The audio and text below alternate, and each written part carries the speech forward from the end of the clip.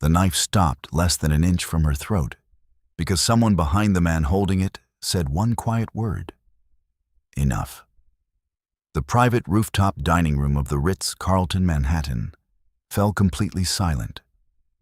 Rain hammered the glass walls overlooking Central Park, while Seraphina Vale stood frozen beside a shattered tray of champagne flutes, her pulse crashing so violently she could hear blood roaring inside her ears. 30 seconds earlier, she had been invisible. A waitress. A tired woman carrying overpriced champagne to people richer than entire neighborhoods. Now a killer's blade hovered against her skin, while the most dangerous man in New York watched calmly from the center of the room. Cassian Moretti didn't rise from his chair immediately. He simply sat there with one hand resting beside a crystal whiskey glass, while silver city light reflected against the Rolex at his wrist. Everything about him looked controlled, deliberate, deadly. The kind of man who never repeated himself because nobody survived making him do it. Seraphina swallowed hard. Her knees felt weak beneath the tight black uniform she suddenly hated wearing. The man holding the knife slowly backed away after hearing Cassian's voice. That alone terrified her more than the blade itself. Men obeyed him instantly, without hesitation, without question. Cassian finally stood, 6'3", broad shoulders hidden beneath a charcoal Brioni suit that probably cost more than her yearly rent. He walked toward her slowly, while every bodyguard in the room watched in complete silence. Seraphina tried not to stare, but failed immediately. He was devastatingly handsome in the coldest possible way. Dark hair streaked slightly silver near the temples, sharp jawline, eyes so pale they almost looked gray beneath the rooftop lights. But it wasn't beauty that made her stomach tighten. It was power, the kind people sensed instinctively, the kind predators carried naturally. Cassian stopped directly in front of her. His eyes lowered briefly toward the tiny cut near her throat where the knife had touched skin. Then his gaze lifted back to hers. "Are you hurt?" His voice was low and smooth, and somehow more dangerous because he wasn't yelling. Seraphina opened her mouth, but no sound came out. Embarrassment flooded her immediately. Great. She was having a panic attack in front of a billionaire mafia boss. Perfect. "I'm fine," she whispered finally. Cassian studied her for another second too long, like he was trying to understand something. Behind him, the rooftop remained eerily still. Wealthy investors sat frozen at the massive marble table, pretending not to notice armed men surrounding the exits. Nobody touched their food anymore. Nobody drank. Fear had entered the room and settled over every tablecloth like smoke. Seraphina's co-worker Naomi stood near the service station, looking ready to faint. Earlier that evening, they had been gossiping quietly beside the espresso machine. Earlier, she had whispered 2 stupid words in Sicilian after seeing Cassian enter the restaurant. Troppo bello. So hot. She thought nobody understood her. Then Cassian Moretti turned his head and answered in flawless Sicilian. Say it again. That single moment had destroyed the normal shape of her life. Cassian suddenly lifted one hand toward her face. Seraphina flinched instinctively before she could stop herself. His expression changed almost invisibly after seeing it. Not anger. Something darker. Controlled. His fingers brushed lightly beneath her jaw as he wiped away the small streak of blood near her throat with a folded black handkerchief. The gesture felt strangely intimate. More intimate than touching should feel between strangers. "You're shaking," he murmured quietly. Because men with knives usually caused that reaction, she thought. But she didn't say it. Instead, she became painfully aware of how close he stood. She could smell expensive cologne mixed with whiskey and rain. God, Dangerous men should not smell comforting. One of Cassian's bodyguards approached quickly from behind. "Boss, we found another weapon near the elevator." Cassian never looked away from Seraphina while answering. "Alive?" "Barely." Seraphina's stomach tightened hard. "Barely." The bodyguard spoke casually. Like violence was routine around this man. Like broken bones belonged beside expensive wine and Manhattan skylines. Cassian finally stepped back slightly. "The police?" the bodyguard asked. Cassian gave a faint, humorless smile. "Delayed." Of course they were. Rich, powerful men bent reality around themselves. Seraphina suddenly realized something horrifying. Nobody here seemed shocked by attempted murder. Not really. The investors looked nervous, but not surprised. The bodyguards moved with efficient calm. Even Cassian himself looked mildly inconvenienced, more than threatened. This wasn't unusual for them. This was business. "Miss Vale?" She blinked. "How do you know my name?" "You wear it on your uniform." Her face flushed immediately. "Right. Idiot." Cassian's gaze softened almost imperceptibly for half a second. "You should sit down before you fall down." "I'm not going to faint." "Good." His mouth curved slightly. "I dislike catching people." Despite everything, she almost laughed. Almost. Then the rooftop elevator dinged again. Every bodyguard reached for their weapons instantly. Seraphina turned sharply toward the sound. A blonde woman stepped out first, wearing an ivory Dior dress and diamonds that caught the city lights like shattered ice. Celeste Laurent, Cassian's fiancée. And judging by the fury in her eyes, she already knew exactly who Seraphina was. Celeste Laurent entered the rooftop restaurant like a woman accustomed to destroying rooms simply by walking into them. The ivory Dior dress clung perfectly to her tall frame, while diamonds flashed coldly against her throat and wrists beneath the amber chandelier light. Every wealthy investor at the table immediately looked uncomfortable. That alone told Seraphina everything she needed to know. This woman was feared too. Maybe not like Cassian Moretti, but feared enough. Celeste's sharp blue eyes landed directly on Seraphina and narrowed with immediate hatred. It was the kind of hatred beautiful, powerful women reserved for girls they considered beneath them. A waitress. Invisible. Disposable. Seraphina instinctively took half a step backward before remembering Cassian still stood beside her. Close enough that she could feel warmth radiating from his body. Strange how safety could exist beside something so dangerous. Celeste's heels clicked slowly across the marble floor. "Interesting evening," she said softly. Nobody answered. Rain continued crashing against the massive glass windows overlooking Manhattan, while thunder rolled somewhere beyond Central Park. The rooftop suddenly felt too small, too quiet. Cassian slid one hand casually into his pocket. "You were told to stay home." Celeste smiled without warmth. "And miss another public humiliation? I would never forgive myself." Her eyes moved toward Seraphina again. "So this is the waitress." Seraphina's stomach tightened hard. Cassian's expression remained unreadable. "Her name is Seraphina." The correction landed like a slap. Celeste noticed too. Of course she did. Women like her noticed every shift in male attention immediately because their entire lives depended on controlling it. Seraphina wished desperately she could disappear. 10 minutes ago, her biggest problem involved hospital bills and whether her Metro card still had enough money left for tomorrow morning. Now she stood between a billionaire mafia boss and his furious fiancée, while armed men guarded the rooftop exits.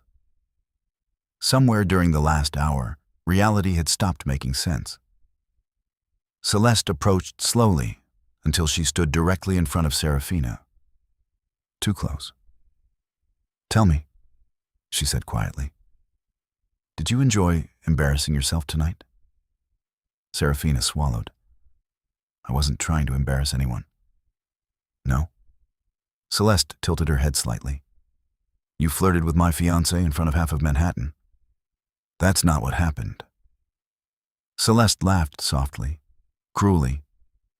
Sweetheart, women like you always think powerful men are rescuing you. But men like Cassian don't rescue people. They collect them. Cassian's voice cut through the room instantly. Enough. The single word dropped the temperature 10 degrees.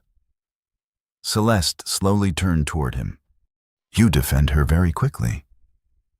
I defend innocent people quickly. Something dangerous flashed behind Celeste's eyes, then vanished immediately beneath another polished smile. Careful, darling. People are watching. Cassian stepped closer toward Seraphina instead of away from her. Deliberate, public, possessive enough that every investor at the table suddenly found the whiskey glasses deeply fascinating. Let them watch, he said calmly. Seraphina's pulse stumbled violently. She could feel every eye in the room shifting between them now. The tension became unbearable. Then suddenly one of the bodyguards near the entrance pressed a hand against his earpiece. His entire posture changed instantly. Cassian noticed immediately. What is it? 3 black SUVs just stopped outside the hotel. Silence. Heavy silence. Seraphina felt it physically. Every bodyguard reached subtly toward concealed weapons.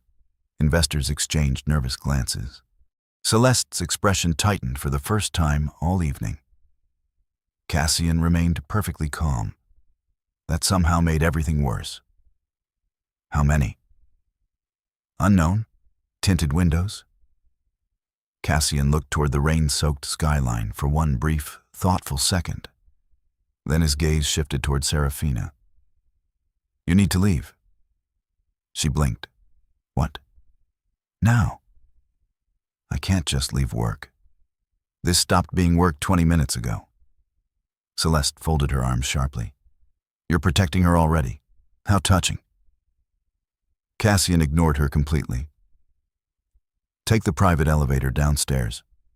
One of my drivers will take you home. Seraphina stared at him in disbelief. Why are you helping me? For the first time, something human flickered behind his cold gray eyes. Exhaustion, maybe. Loneliness. Something wounded and deeply hidden. Because innocent people should not bleed for my problems. Before she could answer, thunder exploded outside.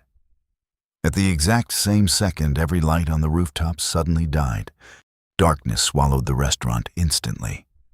Someone screamed. Glass shattered somewhere near the bar. Seraphina's breath caught violently in her throat. Then she felt it. Cassian's hand grabbing her wrist hard and pulling her directly against his chest. Protective. Immediate. Instinctive. Gunfire erupted downstairs, loud enough to shake the floor beneath them. Chaos exploded across the rooftop restaurant. Investors ducked beneath tables. Bodyguards drew weapons instantly. Another burst of gunfire echoed through the building, followed by distant screaming somewhere below the hotel lobby. Seraphina froze completely. Cassian leaned close beside her ear, while darkness and panic swallowed the rooftop around them. His voice remained terrifyingly calm. Listen carefully. Stay beside me and do exactly what I say if you want to survive tonight. Darkness swallowed the rooftop restaurant completely, except for the violent flashes of lightning beyond the glass walls overlooking Manhattan. Gunfire echoed somewhere below the Ritz Carlton, while terrified screams rose from the lower floors. Seraphina's body locked in place from pure shock until Cassian Moretti's hand tightened hard around her wrist and pulled her against him. The movement was fast and controlled, protective in a way that felt terrifyingly natural to him. Around them, his bodyguards moved instantly through the darkness with military precision. Small red laser dots swept briefly across tables before disappearing again. Someone overturned a chair nearby. Crystal shattered across marble flooring. Cassian leaned close enough that his breath brushed near Seraphina's ear. "Stay behind me." His voice never shook, not even slightly. That alone frightened her more than the gunfire. Men were dying downstairs, and he sounded calm enough to order coffee. Another burst of automatic gunfire exploded from somewhere beneath the rooftop level. Then silence. Heavy, ugly silence that lasted 3 full seconds before the emergency backup lights finally flickered dimly back on. The room looked completely different now. Smoke drifted near the entrance. Several investors crouched beneath tables, while one older man clutched his chest and breathed unevenly into a trembling fist. Celeste stood beside the bar, gripping a champagne bottle so tightly her knuckles had turned white. But Cassian remained perfectly still, perfectly composed. His pale gray eyes scanned every corner of the rooftop carefully, while one bodyguard approached from the elevator with blood running down the side of his neck. "Lobby compromised," the man said quickly. 2 shooters confirmed dead downstairs. 3rd escaped toward the parking structure. Cassian nodded once. "Police?" "Blocked traffic outside. Someone planned this carefully." Of course they did. Seraphina suddenly realized she still clutched the front of Cassian's suit jacket without noticing. Her fingers loosened immediately. Embarrassment flushed through her, despite everything happening around them.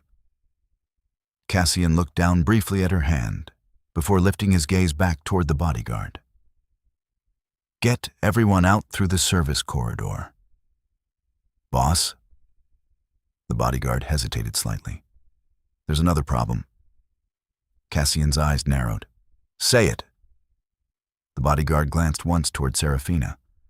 One of the dead shooters had her photo. The world stopped.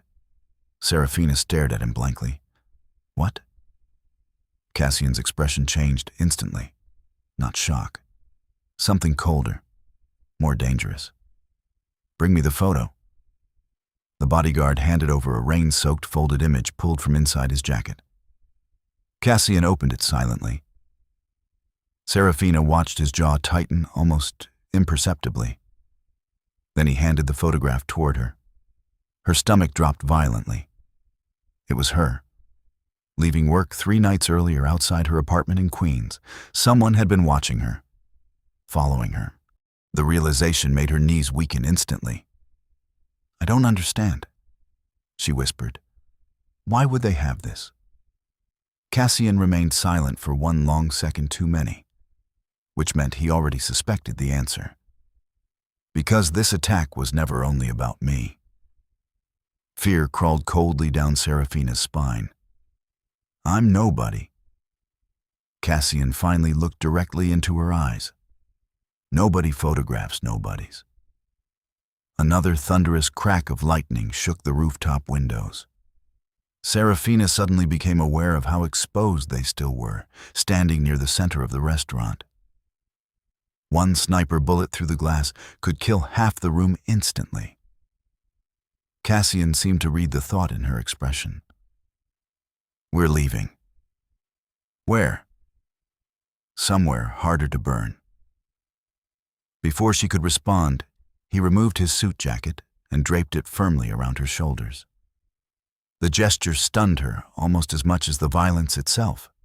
The jacket smelled faintly of expensive cologne and cedarwood and carried warmth from his body. It felt intimate in ways she didn't want to examine too closely. Celeste noticed immediately. Of course she did. Her blue eyes sharpened with quiet fury as Cassian guided Seraphina toward the hidden service hallway behind the rooftop bar. "You cannot seriously be taking her with us," Celeste snapped. Cassian never slowed his pace. "I'm not discussing this now. You're risking everything for a waitress." Cassian finally stopped walking. Slowly he turned toward his fiancée, and for the first time, Seraphina saw something truly frightening move behind his eyes. Pure, lethal warning. Watch your tone carefully tonight. Silence crushed the hallway instantly. Even the bodyguards looked uncomfortable now. Celeste stared at him another long second before stepping aside without another word. Cassian guided Seraphina deeper into the dim emergency corridor hidden behind the luxury restaurant walls. The contrast felt surreal. One side of the building held billionaires sipping imported whiskey beneath chandeliers. The other smelled like concrete and exposed wiring. Somewhere above them, Manhattan glittered in the rain like nothing dangerous had happened at all. Seraphina struggled to breathe normally while her mind raced violently through everything happening. Men with guns, her photograph in a dead assassin's pocket, Cassian protecting her like she mattered somehow. None of it made sense. "Cassian," she whispered quietly while they descended another narrow staircase. He looked toward her immediately. "What?" Her throat tightened hard. "Who exactly are you?" A faint, humorless smile touched his mouth. "That," he said softly, "is the first intelligent question you've asked tonight." The underground service tunnel beneath the Ritz Carlton smelled like wet concrete, motor oil, and old electrical wiring. Rainwater dripped steadily from exposed pipes overhead, while emergency lights painted the narrow corridor in weak red flashes. Seraphina followed Cassian Moretti quickly through the maze of hidden hallways beneath Manhattan's luxury surface, struggling to keep pace with him, while adrenaline still crashed violently through her bloodstream. Somewhere above them, wealthy tourists probably still drank cocktails beside panoramic skyline views, completely unaware that men had just died upstairs. That thought disturbed her more than it should have. New York always hid violence elegantly. Cassian walked slightly ahead of her with one hand resting near the concealed pistol beneath his suit jacket. Every movement looked controlled, efficient, dangerous. Two bodyguards moved behind them while another pair advanced ahead, checking corners before Cassian reached them. Nobody spoke much. The silence felt practiced, professional. Seraphina wrapped Cassian's jacket tighter around herself against the cold tunnel air while trying unsuccessfully to steady her breathing. Her mind kept replaying the photograph found on the dead gunman. Someone had been watching her, tracking her movements. Why? She worked double shifts and worried about medical debt. Nobody planned assassinations around women like her. "You're thinking too loudly." Cassian's voice broke through the tunnel silence unexpectedly. Seraphina looked up sharply. "Excuse me?" He glanced back toward her while continuing forward. "You frown when you're afraid." "I'm not afraid." One bodyguard behind them actually laughed quietly beneath his breath. Cassian's mouth curved faintly.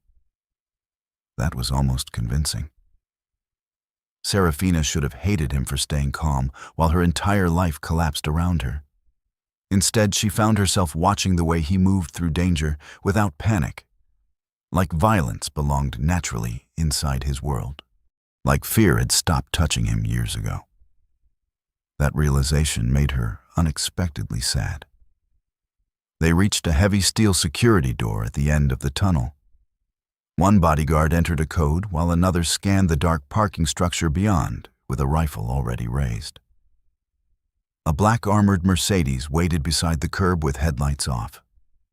Rain hammered the concrete entrance outside in silver sheets. Cassian guided Seraphina toward the vehicle quickly. "Get inside." "Where are we going?" "Brooklyn." That doesn't answer anything. For the first time all night, Cassian looked directly amused. "Good. You're angry now instead of terrified." "I can multitask."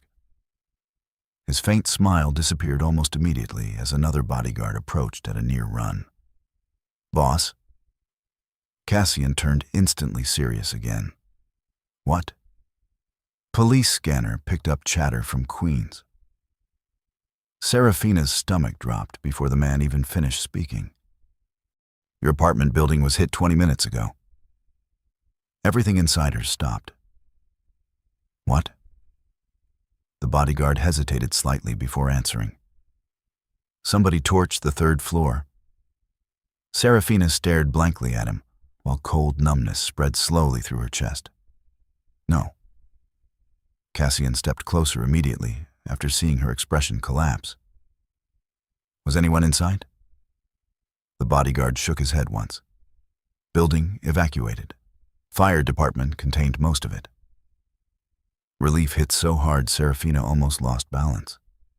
Her mother was staying overnight at a rehabilitation center after treatment complications this week. Thank God. Thank God. But then another thought slammed into her immediately afterward. My things. Her voice sounded distant, even to herself. Everything I own is there. Cassian's expression hardened dangerously. This was coordinated. Seraphina looked up at him sharply. Because of you. The accusation escaped before she could stop it.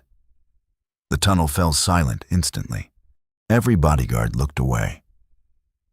Cassian watched her carefully for one long moment while rain thundered outside around the armored vehicle.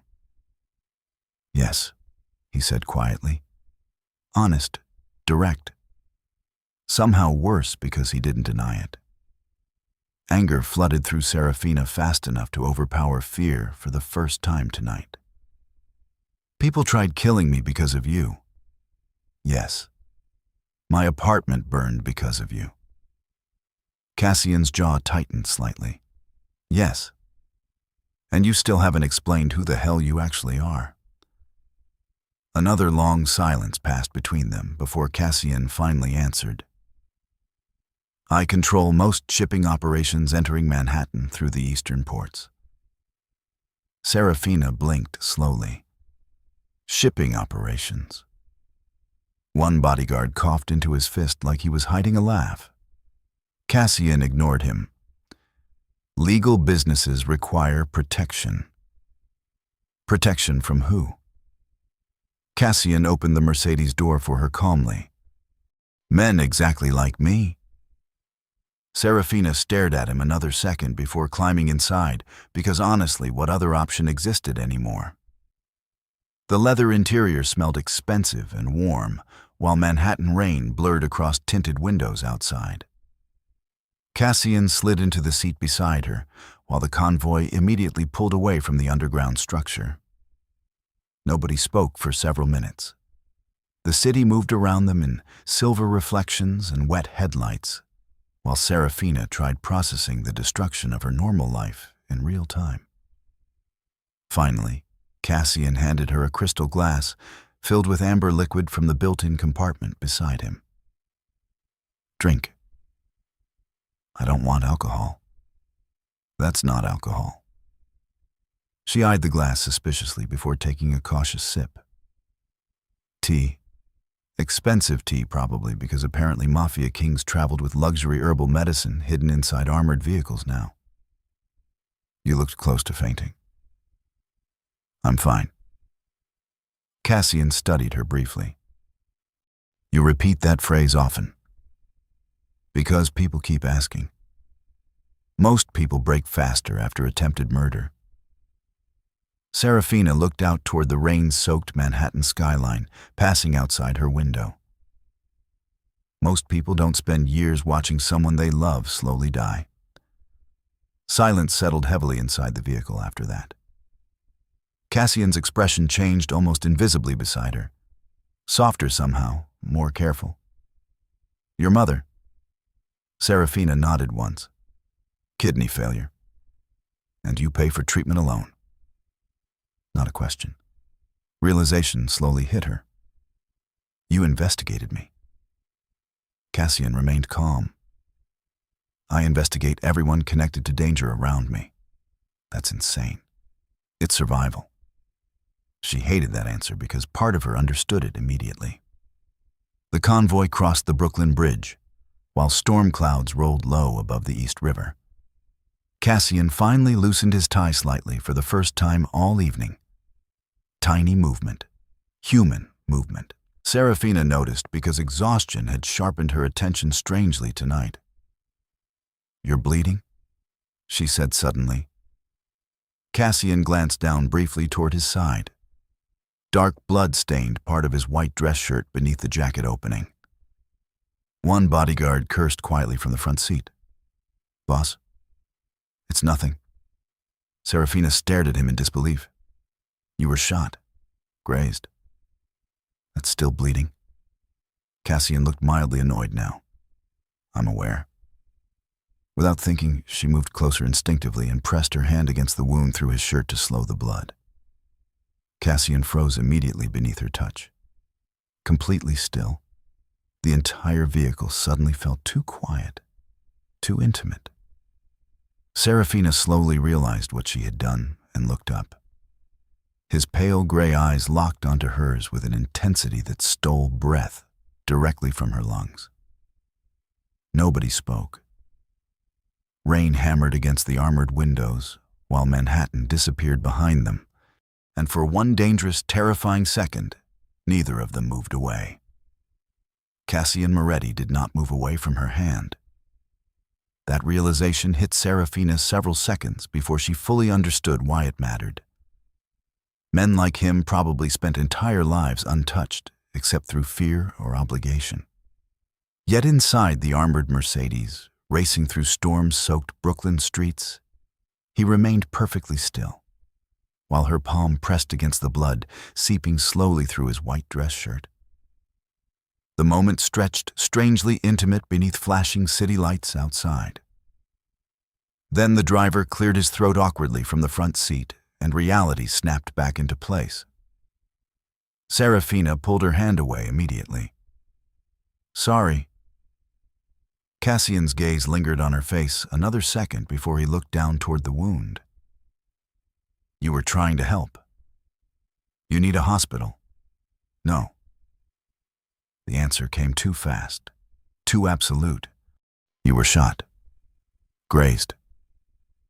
You're bleeding through a $1,000 shirt." One bodyguard in the front seat actually smirked slightly at that. Cassian leaned back against the leather seat with visible annoyance. "Hospitals ask questions." Seraphina stared at him in disbelief. "Most people prefer doctors after gunfire. Most people are not me." Fair point, unfortunately. The convoy turned sharply through a gated entrance beneath an old converted warehouse near Brooklyn Heights. Massive steel security doors slid open automatically before the armored Mercedes disappeared inside. The building looked abandoned from outside, but the interior resembled a luxury penthouse hidden beneath industrial concrete. Warm amber lighting reflected across polished dark floors, while floor-to-ceiling windows overlooked the East River and lower Manhattan, glowing through rain and fog. Expensive modern furniture sat beside exposed brick walls and original steel beams. A giant black Steinway piano rested near the fireplace, like somebody actually lived here instead of merely hiding from assassination attempts. Seraphina stepped slowly from the vehicle, still wearing Cassian's suit jacket around her shoulders, while bodyguards secured entrances around them. Everything about this place screamed old money and dangerous secrets. Cassian removed his blood-stained cufflinks calmly, while walking toward a private elevator near the back wall. "Come with me." Seraphina blinked. "Why?" "Because you're the closest thing available to medical assistance." "I'm a waitress." Cassian looked mildly unimpressed. "You knew exactly where to apply pressure." She hesitated because, unfortunately, he had noticed correctly. Years helping nurses care for her mother had taught her more than she ever wanted to know about blood loss and emergency treatment. Cassian disappeared into the elevator without waiting for an answer because apparently powerful mafia bosses assumed the universe naturally followed them.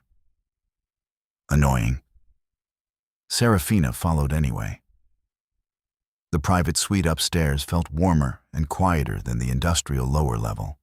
Rain tapped softly against giant windows, while hidden speakers played low jazz somewhere in the background. Cassian loosened his tie completely as he walked toward a marble bathroom connected to the bedroom. "There's a first aid kit under the sink." Seraphina stood awkwardly near the doorway while he unbuttoned his blood-stained shirt without embarrassment. Her brain immediately stopped functioning normally. God. Of course, dangerous men looked unfairly attractive, half-wounded beneath luxury penthouse lighting. His chest and shoulders carried old scars beneath pale skin. Knife wounds, maybe. Bullet wounds, definitely. Violence, written directly across his body. Seraphina forced herself to focus on the fresh injury instead. Sit down before you pass out from blood loss and ego. One corner of Cassian's mouth lifted slightly before he obeyed. She knelt carefully beside him with antiseptic and gauze, while trying very hard not to notice how close their faces suddenly were. The wound crossed his lower ribs in a shallow but ugly graze, angry red against pale skin. This will hurt. I've survived worse. That doesn't make you less dramatic. Another faint, almost invisible smile touched his mouth before vanishing again. Seraphina cleaned the wound carefully, while Cassian watched her with unnerving intensity the entire time. Most men talked constantly when nervous. Cassian observed silently instead. Studied people, collected weaknesses probably. "You stare too much," she muttered finally. "Occupational habit. Your occupation being terrifying everyone in Manhattan. Allegedly." She laughed softly before catching herself immediately. Strange. She had almost forgotten tonight involved attempted murder and mafia wars and her apartment burning down. Somehow, sitting beside him felt dangerously normal already. That realization should have terrified her more than it did. Cassian watched her carefully while she finished wrapping the bandage around his ribs. "You stopped shaking." Seraphina tied off the gauze firmly. Maybe shock finally wore off. "No." His voice lowered slightly. "You feel safer now." Her hands paused briefly against his skin, because the worst part was he was right. Safe. Inside a hidden Brooklyn penthouse, guarded by armed men, beside a billionaire connected to organized crime. Her life officially made no sense anymore. Before she could answer, a sharp knock sounded downstairs, followed immediately by raised voices. Cassian stood instantly, despite the fresh bandage. Every trace of softness vanished from his face, like it had never existed. One bodyguard appeared moments later outside the bedroom entrance. "Boss?" Cassian's expression hardened immediately after seeing the man's face. "What happened?" "We found the leak." Silence. Dangerous silence. "Who?" The bodyguard hesitated once. "Ethan Vale." Seraphina's entire body froze. "No." Cassian slowly turned toward her. "You know him." Her throat tightened painfully. "My ex-boyfriend." The bodyguard continued carefully. "Phone records confirm he sold information about Miss Vale's work schedule and apartment location 3 weeks ago." The room tilted sideways around her. Ethan. Sweet, harmless Ethan who borrowed money constantly and promised he was trying to rebuild his life after gambling debt destroyed everything. Ethan who cried when she finally left him 8 months ago. Ethan who knew exactly where her mother received treatment. "No," she whispered again, weaker this time. Cassian watched her expression collapse with quiet understanding. "Seraphina." He wouldn't do this. But even saying it now sounded pathetic, because deep down she remembered all the warning signs she ignored. The hidden phone calls, missing cash, strange, expensive watch suddenly appearing on his wrist last month despite being unemployed. God. She had been stupid. Cassian dismissed the bodyguard with one look before stepping closer toward her carefully, like approaching something already wounded. "Look at me." She couldn't. Tears burned hard behind her eyes now, and she hated herself for letting them appear. Seraphina. His voice softened slightly. This is not your fault. She laughed bitterly beneath her breath. Apparently, I attract terrible men. Something dark flickered behind Cassian's pale gray eyes at that sentence. Dangerous. Possessive almost. Not all men hurt women for profit. The statement landed heavier than he intended. Seraphina looked up slowly, and for one brief, unguarded second, she saw it clearly beneath all the cold control and violence. Loneliness. Massive, crushing loneliness hidden beneath power and money and fear. Cassian Moretti looked like a man who had not trusted another human being in years. Before either of them could speak again, his phone vibrated sharply in his pocket. Cassian answered immediately. His expression changed within seconds. When? Silence. Then colder. Lock the docks down now. He ended the call slowly. Seraphina's stomach tightened again. What happened? Cassian looked directly at her. The men who attacked us tonight just killed 3 of my people at the harbor. Thunder rolled across Brooklyn outside the penthouse windows, while Manhattan glittered cold and distant across the river. Cassian picked up his pistol from the marble counter beside the bed with terrifying calm. This is becoming a war. War changed the atmosphere inside the Brooklyn penthouse instantly. Until now, the night had carried tension and danger wrapped beneath expensive whiskey and quiet conversations. But after the call from the harbor, something darker entered the room. Colder. Cassian Moretti became unreadable again. The small moments of softness that appeared while Seraphina bandaged his wound vanished completely behind steel control. He stood near the giant penthouse windows overlooking the East River, while rain streaked silver across the glass and lower Manhattan glowed like another universe beyond the storm. 3 men dead at the harbor because someone wanted to send him a message. Seraphina watched him reload his pistol with calm mechanical precision and suddenly understood why people feared him. Not because he shouted, not because he threatened anyone, because violence became terrifying in the hands of someone emotionally disciplined enough to use it without hesitation. One bodyguard entered carrying a slim black tablet and handed it silently toward Cassian. Security footage from the docks. Cassian studied the screen for several long seconds, while the room remained quiet enough for Seraphina to hear rain tapping against the windows. Then his jaw tightened, almost imperceptibly. Pause. The bodyguard froze the footage. Cassian enlarged part of the image, and Seraphina's stomach dropped immediately after seeing it. Ethan. Her ex-boyfriend stepped briefly into frame, speaking with 2 men beside the shipping containers. Even blurry security footage could not hide the cheap leather jacket she bought him last Christmas. No, she whispered again weakly. Cassian looked toward her carefully. You recognize him. It wasn't a question anymore. Seraphina nodded once, while nausea twisted violently inside her stomach. He told me he was trying to fix his life. Men drowning in debt usually become desperate. You investigated him too. Cassian handed the tablet back toward his bodyguard before answering. After tonight, I investigated everyone connected to you. And you discovered I have terrible taste in men. Something unexpectedly dark crossed Cassian's expression at that sentence. Jealous almost.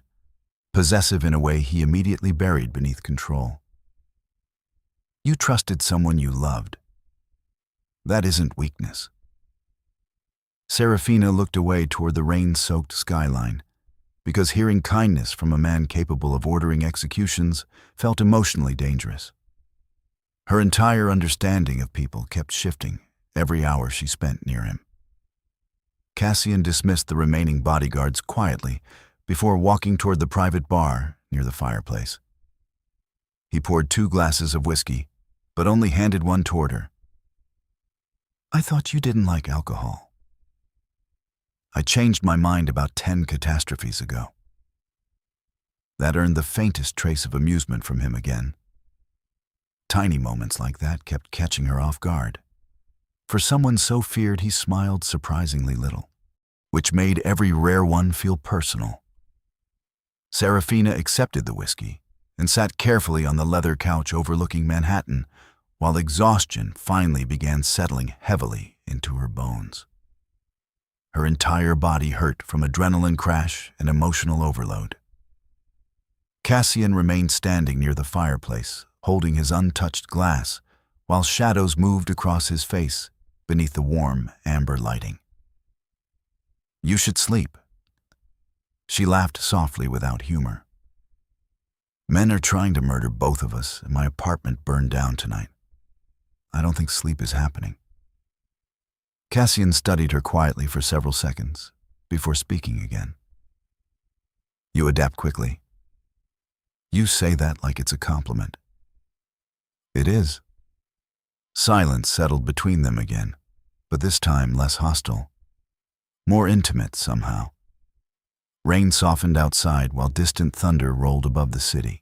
Seraphina noticed books stacked beside the fireplace and walked over, curiously needing distraction before her mind completely shattered tonight. Most were philosophy and history. Meditations by Marcus Aurelius, the 48 Laws of Power, military strategy books filled with handwritten notes in the margins. One photograph rested half-hidden beside the bookshelf. A younger Cassian stood beside an older, dark-haired woman, smiling warmly into the camera. Real smile. Unprotected. Human. Seraphina picked up the frame carefully. "Your mother?" Cassian stiffened slightly behind her. "Yes." "You look happy there." His silence answered enough already. Seraphina set the frame down more gently than before. "What happened to her?" Cassian stared toward the rain beyond the penthouse windows before finally answering. "She died because someone wanted leverage against my father." The room became painfully quiet. "I'm sorry." So was he. Something about the way he said it made Seraphina's chest ache unexpectedly. Suddenly, she understood the invisible wall surrounding him all night. Control, protection, distance. Men who lost people violently learned to love carefully afterward. Or not at all. Cassian stepped closer slowly until only a few feet separated them near the bookshelf. "You should understand something about tonight." His voice lowered slightly. "The men targeting you now will not stop simply because you are innocent."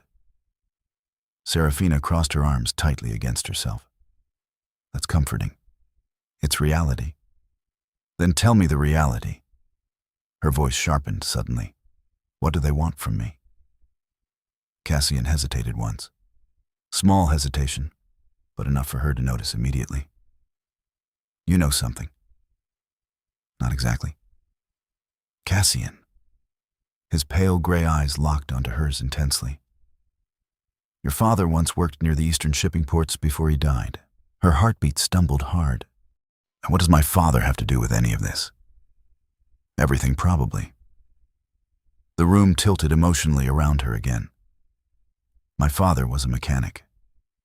Your father saved my life 15 years ago." Silence exploded between them. Seraphina stared at him blankly. "What?"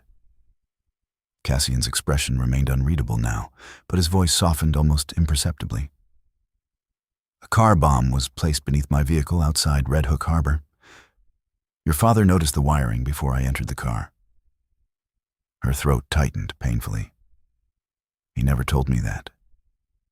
"Because afterward, my enemies killed him for interfering."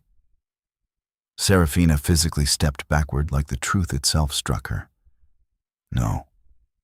I tried protecting your family after his death. By watching me. By making sure nobody touched you." Anger and heartbreak crashed together violently inside her chest now. "You knew who I was before tonight." Cassian remained silent 1 second too long. That was answer enough. Betrayal flooded through her instantly. Every moment suddenly changed shape inside her mind. The Sicilian conversation, his attention, his protection. None of it happened by accident. You manipulated me? No. You followed me for years, to keep you alive. You should have told me.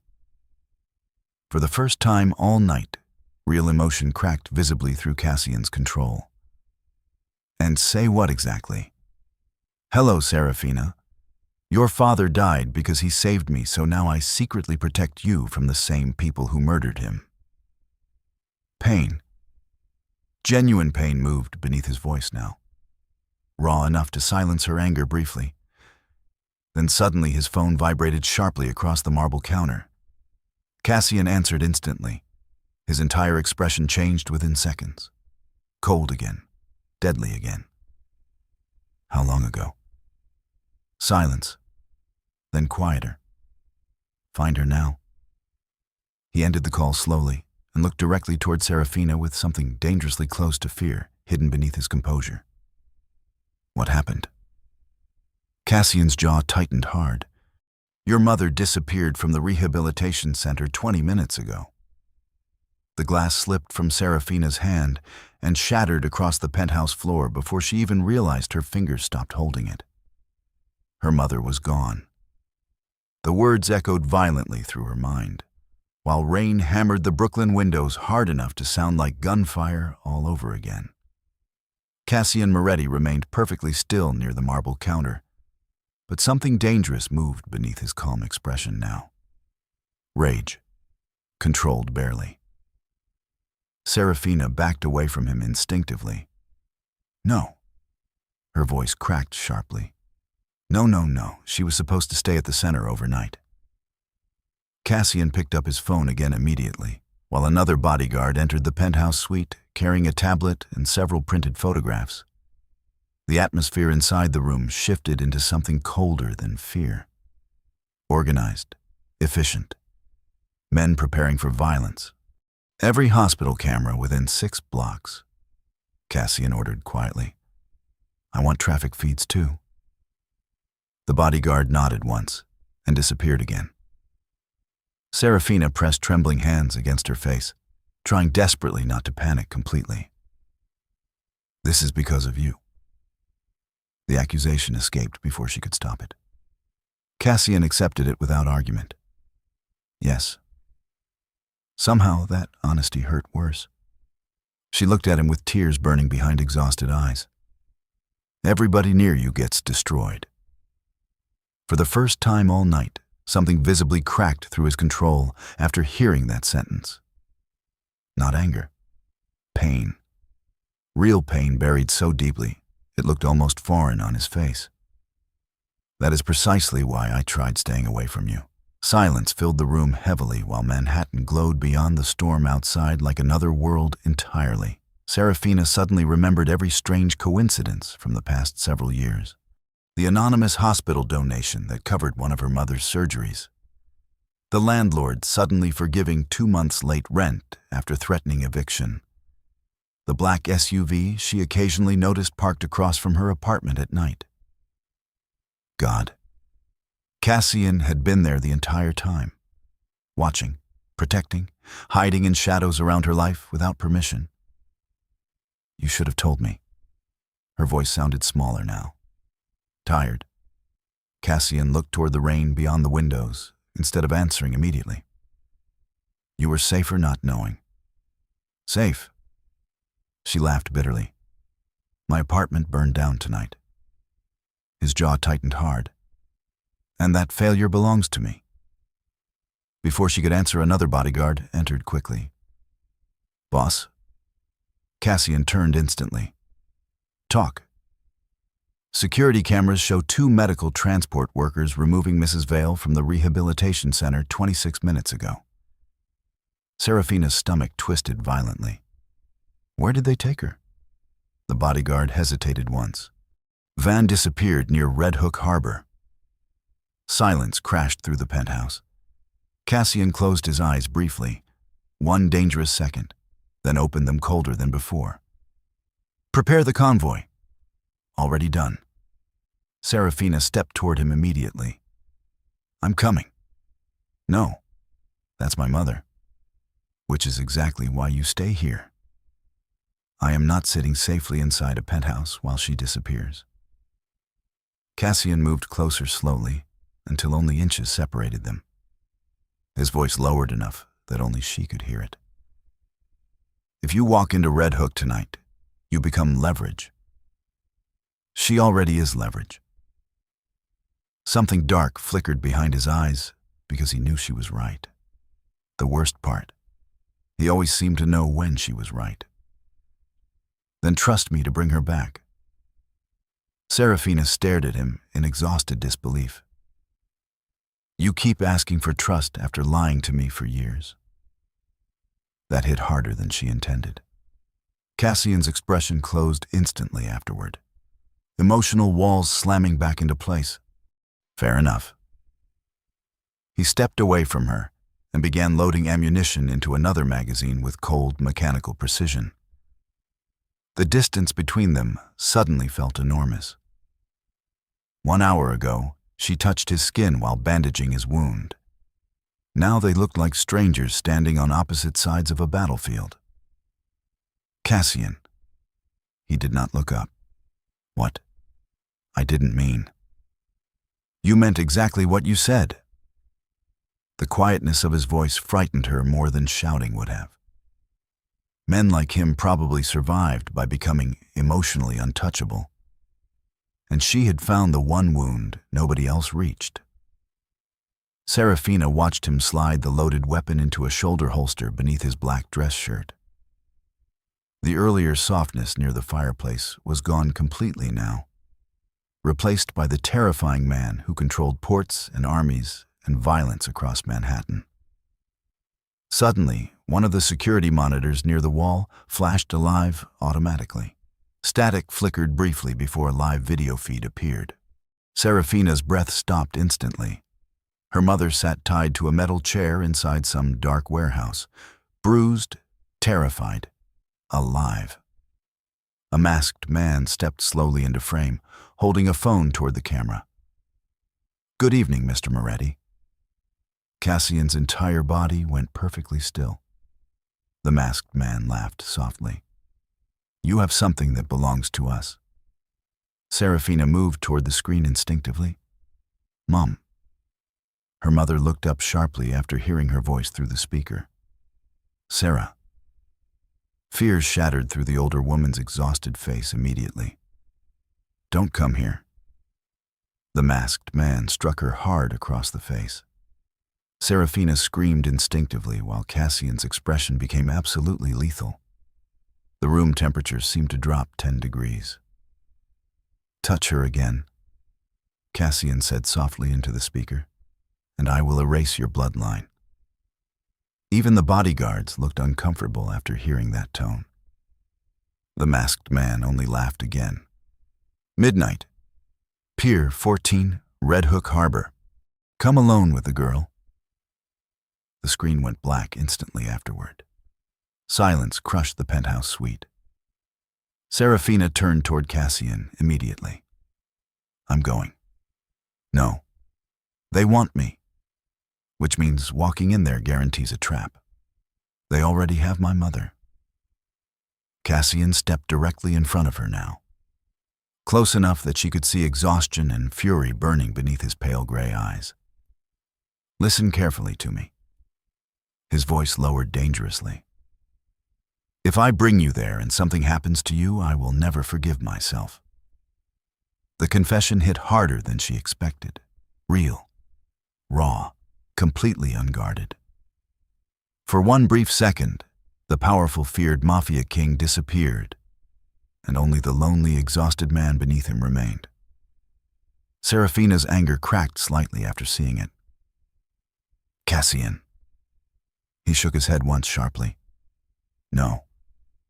Then suddenly his phone vibrated again. Cassian answered immediately. His expression changed within seconds. "Repeat that." Silence. Then colder. "Are you certain?" Another long pause followed before he slowly lowered the phone. Seraphina's pulse quickened. What now? Cassian looked directly into her eyes with something close to disbelief hidden beneath his control. Celeste disappeared 30 minutes ago. The realization hit both of them simultaneously. The fiancé, the attack, the leaks, Ethan, her mother. Cassian's jaw tightened hard enough to visibly flex. This entire war, he said quietly, started inside my own house. Midnight turned Red Hook Harbor into something that no longer felt part of New York. Rain poured across empty shipping yards, while cargo cranes loomed above the docks like giant metal skeletons disappearing into fog. The East River crashed violently against black concrete below, and every distant ship horn sounded like a warning. Seraphina sat silently inside the armored Mercedes, while the convoy lights reflected across flooded pavement outside. Her mother was somewhere inside those warehouses, waiting terrified and alone, while armed men prepared an ambush around them. Across from her, Cassian Moretti loaded his pistol with the same calm expression he wore ordering whiskey at the Ritz Carlton earlier that evening. The contrast terrified her. One terrible night had stripped away every illusion separating luxury from violence. Men in $1,000 suits still killed each other the same way monsters always had. They just did it beside better wine. Cassian looked up after sensing her watching him. When we enter the warehouse, you stay behind me no matter what happens. You already know I'm not good at following orders. Tonight is not the night to become brave. Seraphina swallowed hard. Too late for that. One corner of his mouth almost moved before disappearing again. God. Even exhausted and furious, he still looked devastating. Rainwater slid slowly down the armored windows, while thunder rolled over the harbor. Cassian reached into his coat pocket and handed her a small silver object, a switchblade. In case we separate. Seraphina stared at the knife resting in her palm. You think I can stab somebody? I think survival changes people quickly. His pale gray eyes held hers another second longer than necessary. And I think you're stronger than you realize. The statement hit dangerously deep inside her chest. Before she could answer, one bodyguard leaned into the vehicle from outside. Boss, movement near Pier 14. Cassian's entire expression hardened instantly. Positions. The convoy split silently across the flooded dockyard, while armed men disappeared into darkness around the warehouse perimeter. Seraphina stepped from the vehicle beside Cassian, and immediately cold rain soaked through her clothes and hair. The harbor smelled like rust, gasoline, and ocean water. Massive cargo containers created narrow corridors of shadow around them, while distant floodlights flickered weakly through fog. Everything felt like a trap, because it obviously was. Cassian walked beside her with one hand resting lightly against her lower back, guiding her through puddles and darkness toward the main warehouse entrance. Protective again, possessive again. She hated how safe that touch made her feel. The giant steel warehouse doors stood partially open ahead, revealing weak yellow light inside. No guards visible, which meant many guards hidden. Cassian noticed the same thing instantly. Stay close. They stepped inside together. The warehouse stretched enormous and mostly empty except for scattered shipping crates and dangling industrial lights swaying slightly overhead. Rain echoed against the metal roof while cold air wrapped around them. Then Seraphina saw her mother tied to a chair near the far wall beneath one hanging light. Relief hit so hard it physically hurt. Mom. Her mother lifted her bruised face sharply after hearing her voice. Tears immediately filled her eyes. Sarah, don't. Too late. Figures emerged slowly from shadows around the warehouse. Armed men, at least 15. And walking calmly between them in a cream-colored trench coat stood Celeste Laurent. Elegant even here. beautiful and poisonous, like a knife made from marble. Seraphina stared at her in disbelief. "You?" Celeste smiled softly. "I was wondering how long it would take you both to figure it out." Cassian's expression became absolutely lethal beside Seraphina. "You betrayed me." Celeste laughed quietly. "Please, you never loved me enough to betray." More armed men stepped from behind shipping crates, surrounding them completely now. Cassian remained perfectly still while calculating exits and angles with terrifying calm. "Who are you working for?" Celeste removed leather gloves slowly, finger by finger, while rain thundered above the warehouse roof.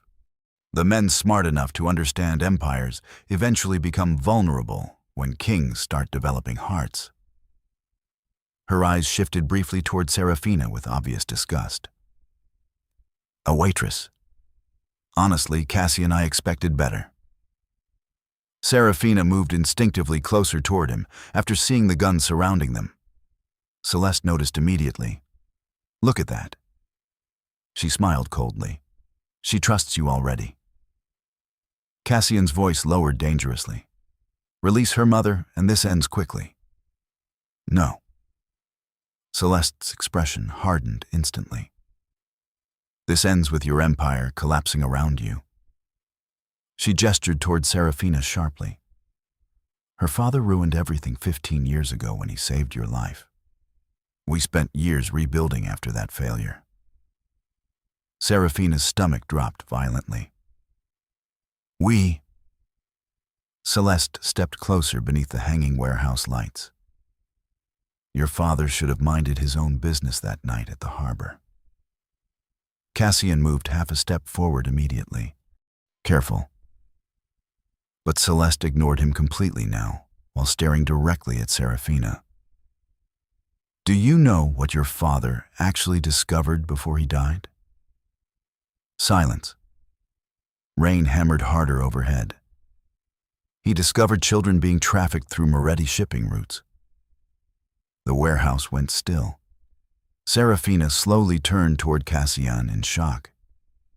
"What?" Cassian's face remained unreadable, but something deeply painful moved behind his eyes. Celeste smiled triumphantly after seeing Seraphina's expression collapse. "Oh, he never told you that part." "She's lying." Cassian's voice sounded quieter now, more dangerous. Celeste laughed again. "Am I?"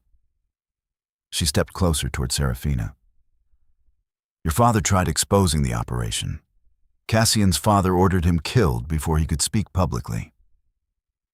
The world tilted sideways around Seraphina. "No." Cassian grabbed her wrist instantly before she stepped away completely. "Look at me. Tell me she's lying." Pain crossed his face briefly. Real pain. "My father was responsible." Her breath stopped completely. Cassian tightened his hold gently before she could pull away. "But I shut the operation down after his death." Celeste's smile vanished instantly. "You destroyed millions in profit. Children are not profit." For the first time, genuine fury cracked through Cassian's control now. Raw enough to shake the room. Seraphina stared at him, while emotions crashed violently inside her chest. Betrayal, horror, confusion. Because somehow, despite everything, he still sounded honest. Then suddenly, one gunman grabbed her mother violently by the hair, forcing a cry from the older woman. Seraphina lunged forward instinctively. "Don't touch her." Celeste's eyes sharpened immediately. "Interesting. There's the courage." Then she nodded once toward one of her men. Everything exploded instantly afterward. Gunfire ripped through the warehouse from hidden Moretti snipers positioned outside. Armed men screamed and dropped behind cargo crates, while bullets shattered steel and concrete everywhere around them. Cassian pulled Seraphina violently downward behind a shipping container as automatic fire erupted through the harbor. Chaos swallowed the warehouse completely. Bodyguards stormed through side entrances, firing controlled bursts, while Celeste disappeared into smoke and shadows instantly. Seraphina covered her ears as bullets screamed overhead. Cassian fired beside her with terrifying precision, and another gunman collapsed instantly across the warehouse floor. Violence moved naturally through him. Efficient, merciless. Then Seraphina saw it. One surviving attacker moving behind Cassian with a shotgun raised directly toward his back. Time slowed horribly. Without thinking, she grabbed the switchblade Cassian gave her and drove it hard into the attacker's side just before the gun fired. The blast slammed into the ceiling instead of Cassian. The man collapsed, screaming beside her, while blood covered her shaking hands. Seraphina froze in horror at what she had done. Cassian turned sharply after hearing the shot and immediately saw everything. The attacker, the knife, her expression. He grabbed her face instantly with both hands, forcing her eyes toward him. "Stay with me." Gunfire thundered around them while chaos consumed the warehouse, but his voice cut directly through it. "You saved my life." Another explosion rocked the far side of the building. Then suddenly Seraphina saw Celeste near the harbor doors, dragging her mother toward a waiting black SUV outside. "Cassian." He turned instantly. Pure fury crossed his face after spotting Celeste escaping through the rain. Cassian rose from cover and fired twice. One guard dropped immediately. Another screamed near the vehicle. Celeste shoved Seraphina's mother aside and raised her own pistol directly toward Cassian. Everything happened too fast afterward. Seraphina saw the muzzle flash first. Then Cassian shoved her backward violently. Pain exploded across his chest as the bullet struck him instead. He staggered hard beside the shipping crates while blood spread rapidly across his black shirt. "Cassian."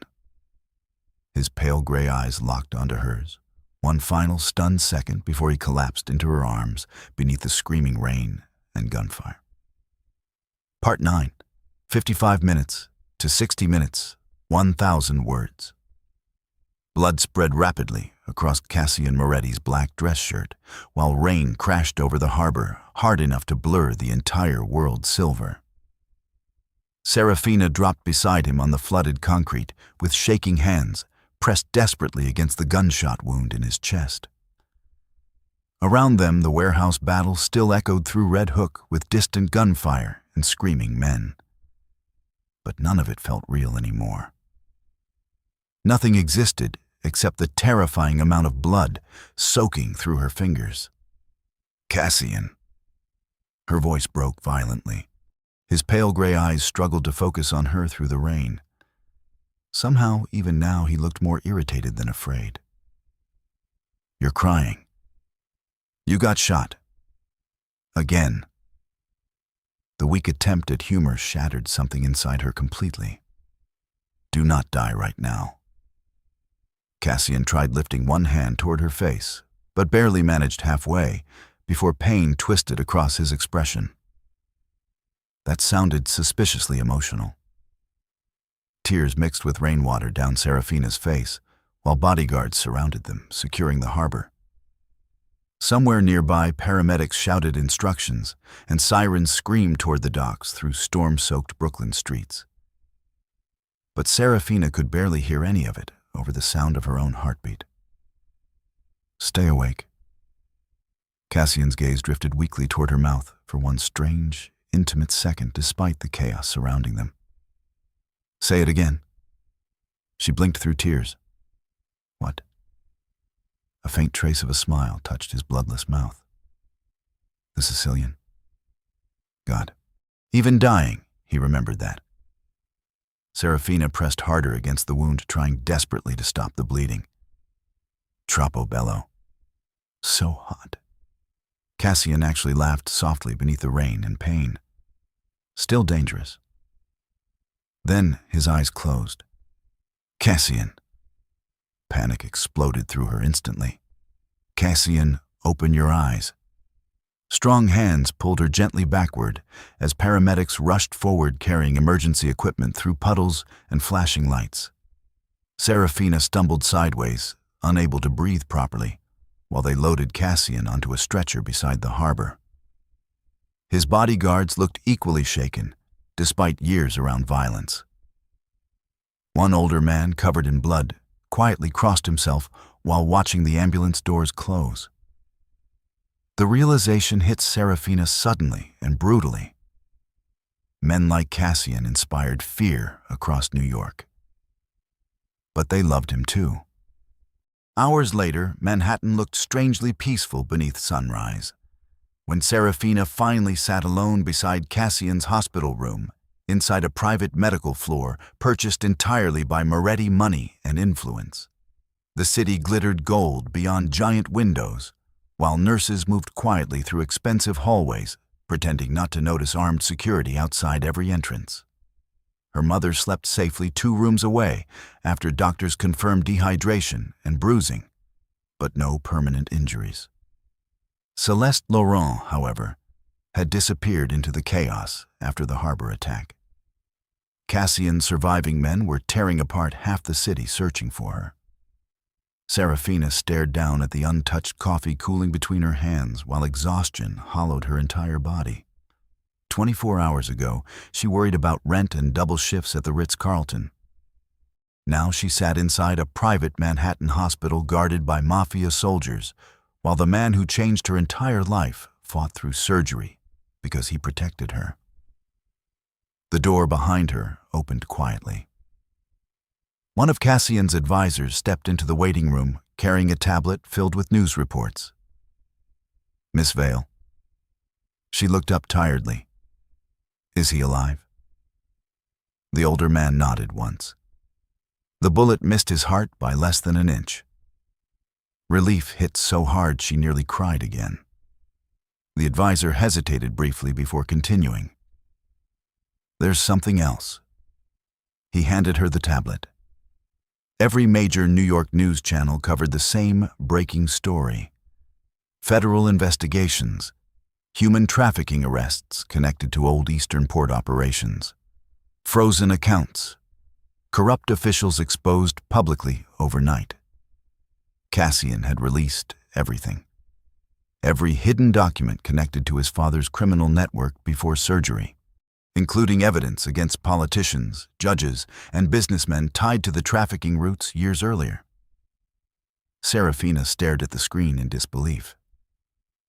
He destroyed his own empire. No. The advisor looked toward Cassian's hospital room quietly. He destroyed his father's empire. 3 days later, Manhattan finally saw sunlight again after endless rain. Seraphina stood near the giant windows inside Cassian's penthouse, wearing one of his oversized black sweaters, while autumn light flooded across Brooklyn and the East River below. Her mother recovered safely upstairs with private nurses and physical therapists now protected by Moretti security. Ethan had been arrested after trying to flee the city with offshore money wired by Celeste's organization. And Celeste herself had been found that morning attempting to cross into Canada using false documents. Public downfall. Exactly the kind Cassian preferred for traitors. The penthouse elevator opened quietly behind her. Seraphina turned instantly.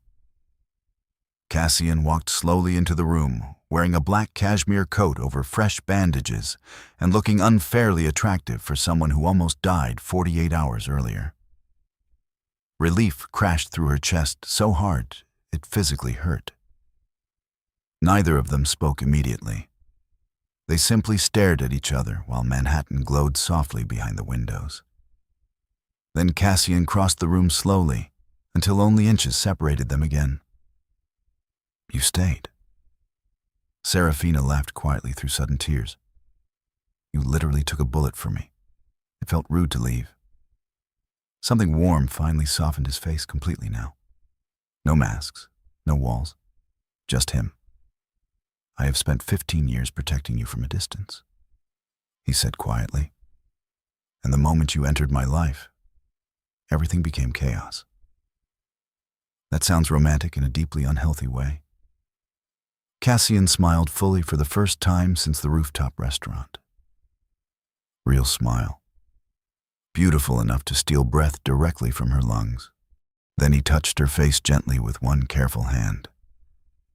Stay anyway. Seraphina looked up at the dangerous, lonely man standing before her and realized something quietly life-changing.